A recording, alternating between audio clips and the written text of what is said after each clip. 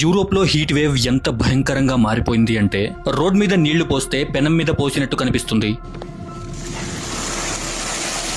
వేడికి చెప్పులు కరిగి కాళ్లకి అంటుకుంటున్నాయి, డస్ట్ బిన్లు కరిగిపోతున్నాయి, బ్యాడ్మింటన్ ర్యాకెట్ హ్యాండిల్స్ కరిగి చేతికి అంటుకుంటున్నాయి, ట్రాఫిక్ లైట్స్ మెల్ట్ అవుతున్నాయి, టైర్లు మెల్ట్ అవుతున్నాయి.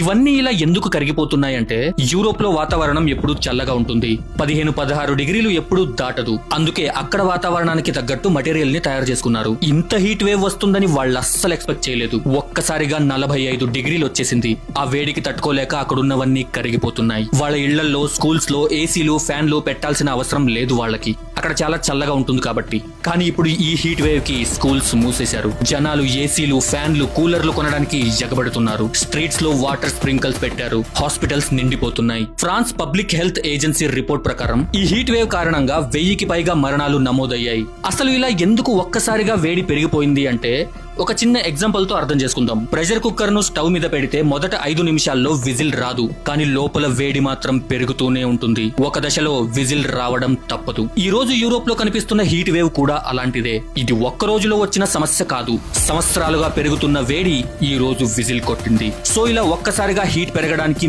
Main reason climate change. దానికి తోడు ఒక భారీ హై ప్రెషర్ సిస్టమ్ యూరోప్ పై ఒక మూతలా కూర్చుంది. దీంతో వేడి బయటకి వెళ్లట్లేదు. టెక్నాలజీ బాగా పెరిగింది, కానీ ఏం లాభం?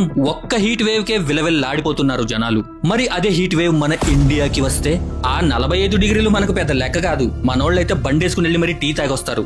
కానీ అదే 60 డిగ్రీలు, 70 డిగ్రీలు వస్తే మనకేంటి, మన ఇంట్లో ఏసీలు, కూలర్లు ఉన్నాయి, మనకేం ప్రాబ్లం లేదు అనుకుంటున్నారా? కరెంటు పోతే అవేవి పని చెయ్యవు, నీళ్లు లేకపోతే డబ్బు దాహం తీర్చదు. సో ప్రకృతి మన మాట వినదు, మనమే ప్రకృతి మాట వినాలి. మనం ప్రకృతి నియమాలను పట్టించుకోకపోతే దాని ఫలితాలను అంత గట్టిగా చూపిస్తుంది. యూరోప్ లోని ఈ హీట్ వేవ్ జస్ట్ ఒక వార్త కాదు, భవిష్యత్తు ఎలా ఉండబోతుందో ప్రపంచానికి వచ్చిన ఒక రెడ్ అలర్ట్.